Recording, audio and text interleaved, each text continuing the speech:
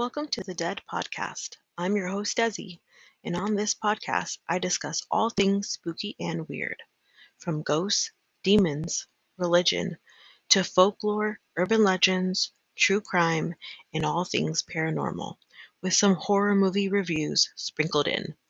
So join me on this spooky ride. I'm Felicia, And I'm Ian. and we are the Paranormal Lovers.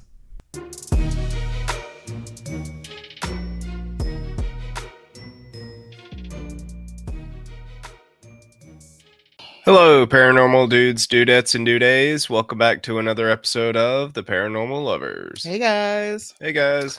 welcome back. Thanks for coming to join us for another week, episode 79. 79. 79. Holy shit. Wow. Um, Jesus Christ, I just had a brain fart. What'd you love about this week, Bill? This week, I loved going to the shooting range with my wife. Yeah, it was fun. That was fun. Only takes one time to get your finger in that slide before you remember. Move your hand. Don't put your hand in the fucking slide, dumbass. Yeah. All right. What did you love about this week? I did love going to the shooting range. I love that I'm done babysitting. I love those kids. I do. Yeah. But we're one and done for a reason. Right. Like, we're one and done for a reason. So glad that that's over. Summer's getting ready to be done. We're getting ready to go into first grade. Yeah. Oh my God, she's growing up so fast. Mm-hmm. And she wasn't growing up fast till she got in school. Yeah. And then when she got in school, it's like, whoa, Flying by. slow the fuck down. Holy shit. Like, class of 2036, I think is what Mr. Morgan said. Wow. Yeah. So that's great. Real quick before we get started, if you would like to follow us, you can on Facebook, TikTok, and Instagram. If you'd like to watch videos on YouTube, you can just search for the Paranormal Lovers in the search bar on any of those. If you would like some merch, head over to the paranormallovers.threadless.com. We actually have a sale going on right now. We have a $12 t-shirt sale. $12 tees. And if you use code SUMMER20, you get 20% off at checkout. That's site-wide, and that is going on until the day this comes out. So when y'all hear this, if you hear this on Wednesday the 23rd, run over there and get that. If you would care to become a regular supporter, we have a Patreon. We have one $5 tier, which is the Lonely Hearts, that you can try for 1 week free and cancel if you feel it's something you not like. While there, you get early access to the videos of these episodes, as well as a weekly episode of our true crime show, Deadly Lovers. Yeah. This show is all about love that drives people to commit murder, as well as other evil intentions. And just so y'all know, we just recorded Bonnie and Clyde. Bonnie and Clyde. So if you want It's a good to, one. yeah, it's like an hour long. So if you want to hear that, come check it out on Patreon. It'll be out this Friday. Like I said, you can do 1 week free and cancel it if you don't like it. But I hope you like it, because Ian says Jesus a lot. For sure. And lastly, if you have a personal true crime story you would like to have read on an episode of Paranormal Personals, or if you have a topic request, or if you just want to yell at us for our super liberal opinions, please email at us. Please email at us. Email at us. Email us at theparanormallovers@yahoo.com. I told you, I took a dose this morning, and like, I just talked for an hour. So like my tongue ring, like where my tongue ring is Mhm. like numb. Yeah. So my tongue feels weird. Sorry. That's It's hard weird. to talk. Hey, not really. Not really. I have a small mouth, which is why like it was so hard. Like she had to pull really, really hard to get my tongue out. Mm-hmm. And then it ripped because it was so tense from her pulling. But yeah, the way it healed, it just, I don't know. It pushes. Feels weird. It pushes on it. Yeah, it's like tilted. Mm-hmm. So it like pushes on it when I talk, and it kind of goes numb. Yeah. It just is. I've had it for like 17 years. I'm used to it now. Right. You get used to something when you've had it as long as an almost full-grown adult. So what promo you got for us, baby? Oh, shit. Thank you. You're welcome. forgot. Good thing I was doing Desi's podcast this week, anyways, because I'm like, I don't know. Yeah, so this week we're gonna promote the Dead podcast. My dear friend Desi, she lives in Florida, Texas, one of them Gulf Coast states. She covers, like we do, she covers spooky stories. She covers true crime as well. We listened to Lake Lanier the other day. That one's Love Lake Lanier lovely. stories. Yeah, They're weird. it's wild. Once you learn like the history of the place, you're like, oh yeah, fucking drown them all. Just drown them all. It's fine. Yeah. It's fine. But yeah, so you guys go check out Desi over at the Dead Podcast. She got some cool merch too. So that's that promo. All right, what do you got for us this week, babe? Sorry, you guys, if I sound sick, it's because I am. I'm a little under the weather this week. It happens every time we come back from vacation. Yeah.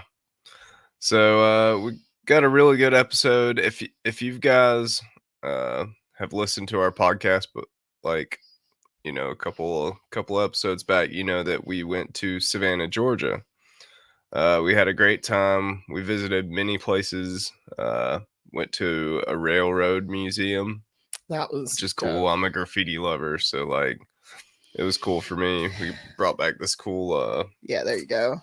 We brought back this you guys cool, want to like I can't zoom in, but if you want to zoom in, there's a bandana on the door behind him that has hobo codes. Yeah.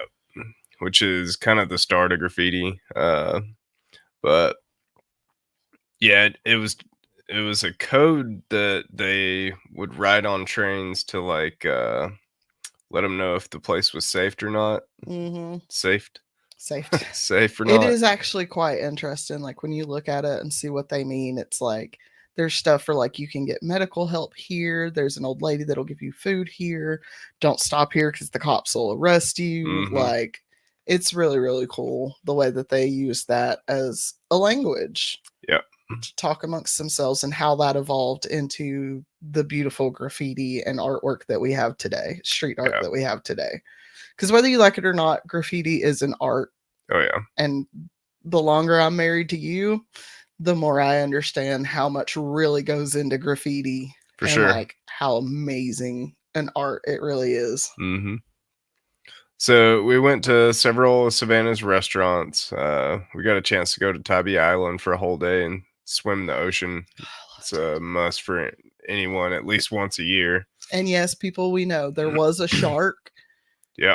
On Tybee Island, spotted by the pier. We weren't on that beach. We were on the other end of the beach, other end of the island. Yeah. And all we had was pods and pods of dolphins. Yeah. Lots of dolphins. But while on our way home, we got a chance to walk through Bonaventure Cemetery, which is where today's story comes from. It's about a man named Conrad Aiken. Now, Bonaventure Cemetery is one of the biggest, if not the biggest, cemetery in Georgia. It's got 100 acres of grave sites. Why do they over 100 acres? I thought it was just 10.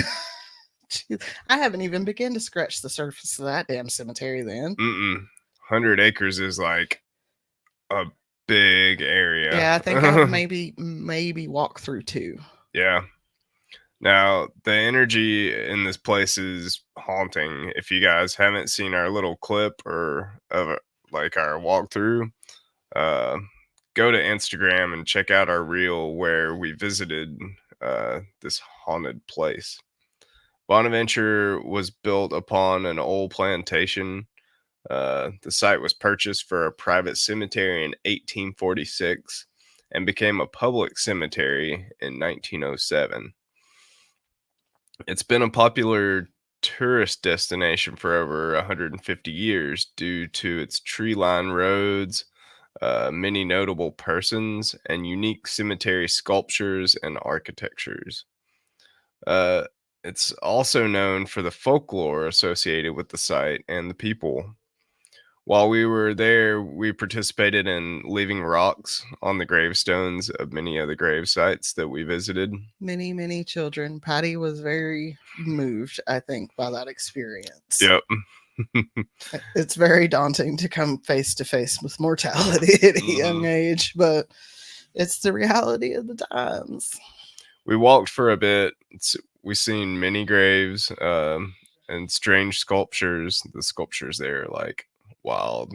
They're beautiful. Yep. Uh, After walking for maybe 1/10 of the sites you could see in this huge cemetery, we decided to walk back to the truck and, just kind of drive through the rest. We were tired, y'all. It was hot. Yeah, it was hot. It was like 94 degrees and it was 10 o'clock in the morning. Yeah. But right before we got back to the truck, all three of us felt the urge to sit and rest for a while. Uh, and there it was, out of the corner of my eye. I spotted what looked like a bench inside of a grave plot. So we went in and sat down for a bit. Uh, this is where we shot, our short little reel for Instagram. Go check it out. Um, we read the names and the inscription on the bench, and then we continued on our way and proceeded to make the long trip back home to Western North Carolina. So the next day, me and Felicia were discussing what we should do for episode 79, and we both came up to the conclusion that I should do an episode on something from Savannah. So, of course, I looked up Bonaventure Cemetery and started to look for famous people buried in Bonaventure. The first one, I read about was little Gracie Wilt Watson. Mhm. I read about Gracie Watson, John Mercer, and Conrad Aiken. I remembered that we walked by the Mercer site and was like, no way, I seen that one when we were there. So I told Felicia about it, and she uh, happened to mention the three most visited graves. Then I seen her eyes light up when I told her Conrad Aiken. She then turns to me and said that we sat on his bench. Yeah, like listen, y'all. Look, I don't know. I'm gonna pull from wine or not wine and crime, and that's why we drink. I don't know if you can see this goose cam right now. Like my body is covered. I still the chills from this moment that we realized. I was like, no way. And then she pulled up a picture, and I was like, all right, yeah, I guess I'm going to do my episode on this guy because we sat on his grave. Yeah. So, Conrad Porter Aiken was born on August 5th, 1889, and died August 17th, 1973. God, he was old. He was an American writer and poet. He was the oldest son of William Ford and Anna Potter Aiken. His father, William, lived in Savannah, Georgia, and was a respected physician and an eye surgeon. His mother was the daughter of a prominent Massachusetts Unitarian minister. I didn't know what Unitarian was, so I looked it up, and it's basically a Christian minister that's more on the spiritualist side than like a preacher side. It was real confusing when we were like trying to figure out what the hell it was. Y'all just go do your own research. Yeah. But for the first years of Conrad's life, he lived on 228 East Oglethorpe Avenue in Savannah, Georgia, which we actually passed on our way out. Mhm.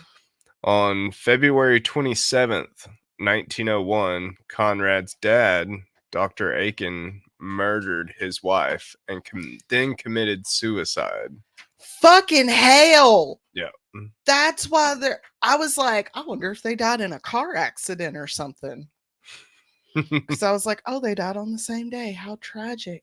Yep. Fucking hell. I didn't expect that. Murder suicide. God damn. Yep. According to his autobiography in 1952, when Conrad was 11 years old, he heard the two gunshots and discovered the bodies immediately thereafter. Oh, poor kid. Yeah. Oh, I don't think of that. That's terrible. After his parents died, he was raised by his great aunt and uncle in Cambridge, Massachusetts. Get this, baby. He attended Middlesex School in Massachusetts. Yep. It's He said that because I lived in a small town in North Carolina, on the eastern side of Raleigh, named Middlesex, North Carolina, and it's kind of connected to that through England. Yeah. So then he attended Harvard University.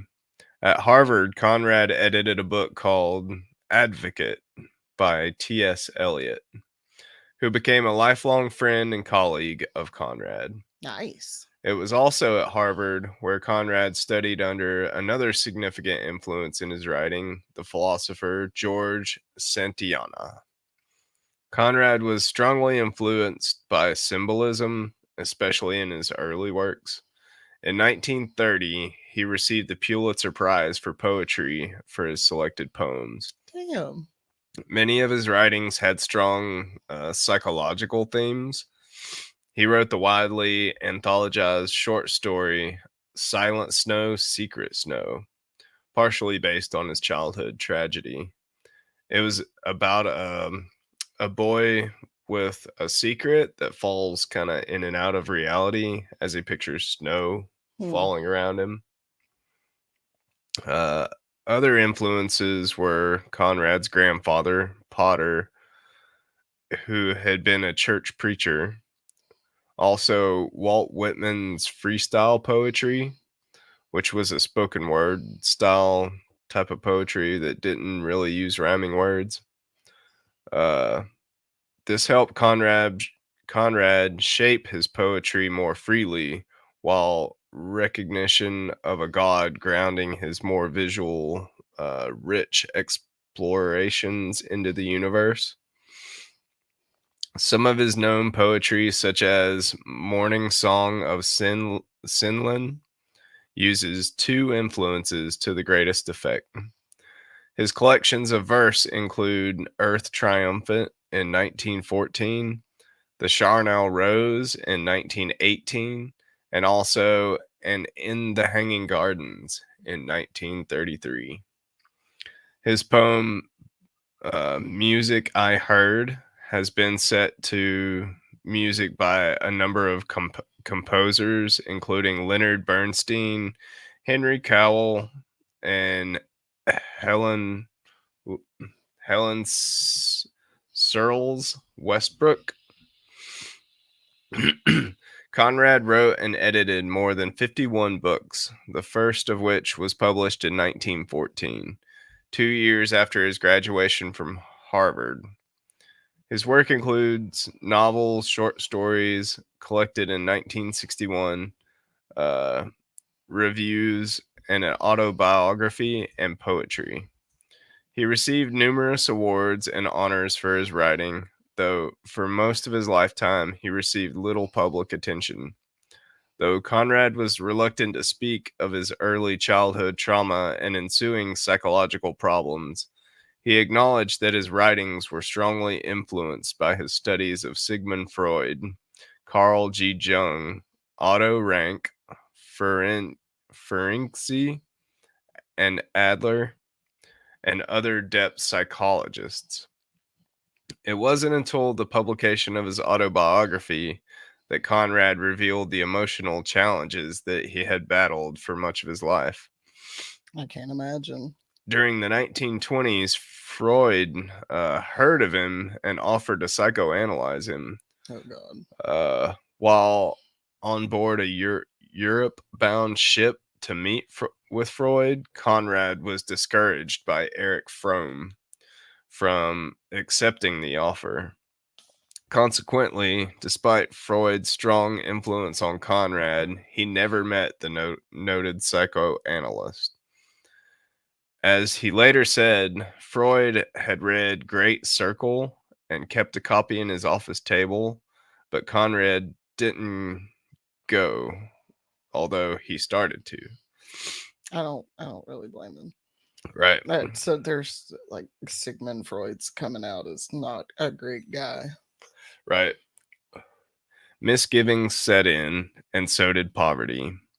Conrad had three younger siblings, Kempton Potter, Robert Porter, and Elizabeth. After their parents' deaths, the four children were adopted by Frederick Winslow Taylor and his wife Louise, their great aunt. His siblings took Taylor's last name.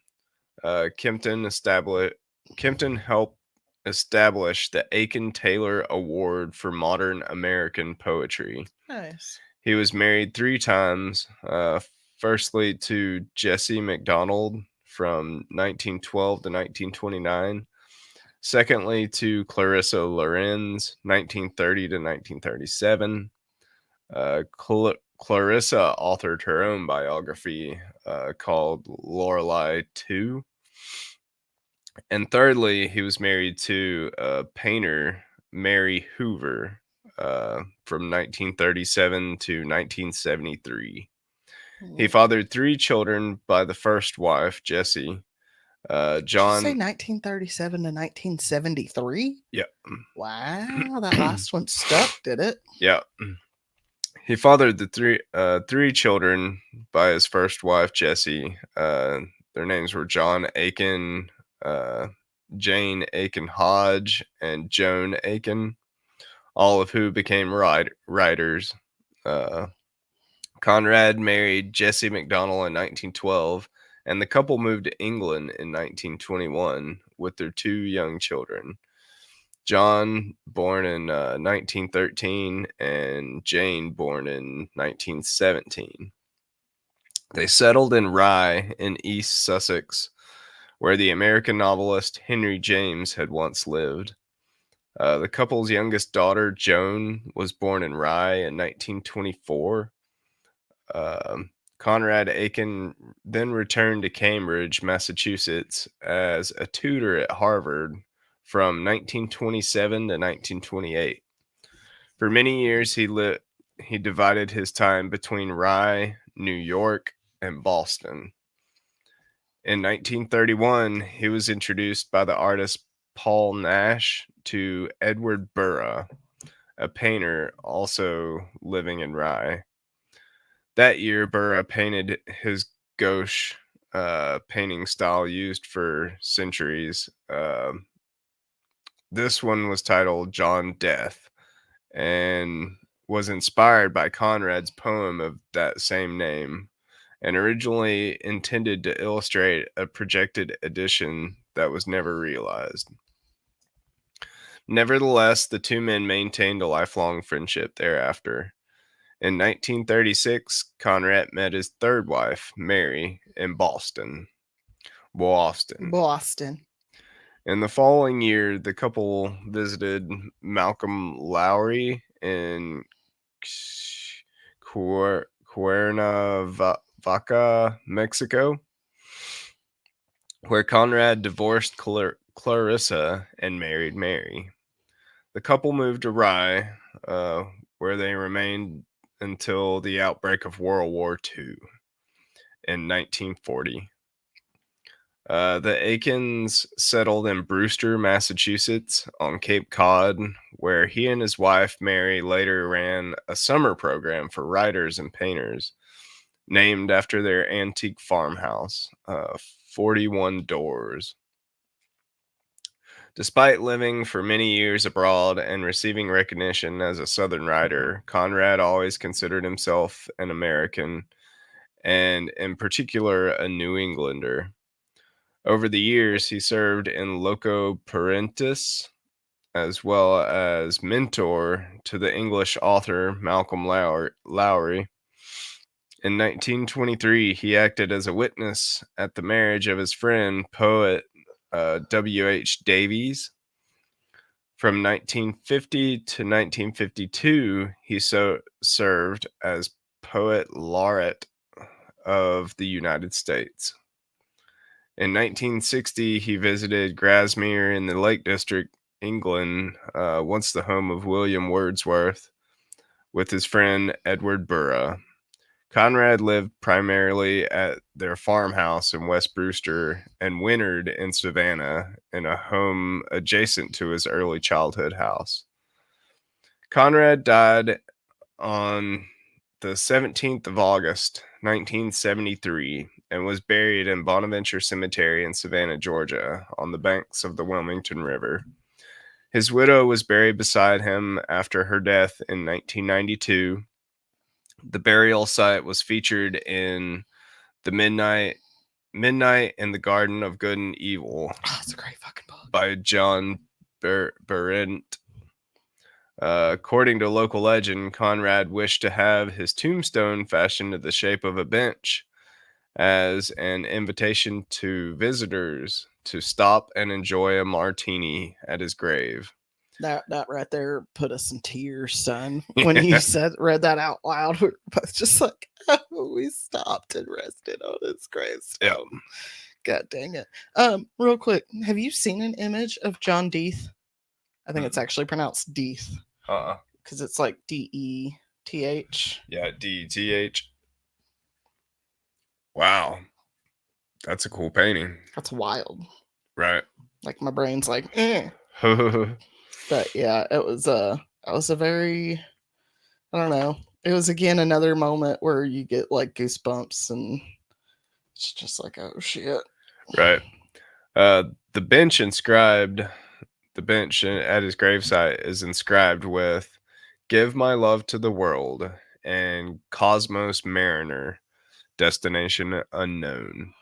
And Patty says, I'm giving my love to the world. Yeah. Now, as she tells everybody that when we talk about it, she said, so I'm giving his love to the world. Right. Like you do that, sis. The primary source for info on Conrad Aiken's life is his autobiographical novel, Ushant, written in 1952, one of his major works. In it, he wrote candidly about his various affairs and marriages, his attempted suicide and fear of insanity, and his friendships with T.S. Eliot, who appears in the book as the Tsitsi, Ezra Pound as Rabbi Ben Ezra, Malcolm Lowry as Hambo, and others.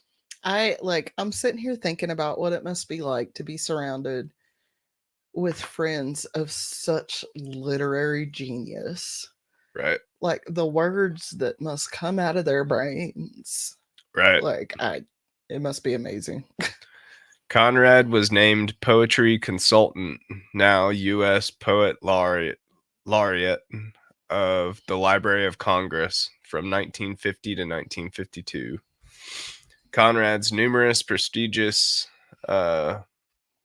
writing honors, including a Pulitzer Prize in 1930 for selected poems, the 1954 National Book Award for collected poems, the Bollingen Prize in Poetry, the National Institute of Arts and Letters Gold Medal in Poetry, and a National Medal for Literature. Jeez. Go ahead. If anyone's curious what a poet laureate is, a poet laureate is a poet officially appointed by a government or conferring institution, typically expected to compose poems for special events and occasions. So that's fancy as fuck.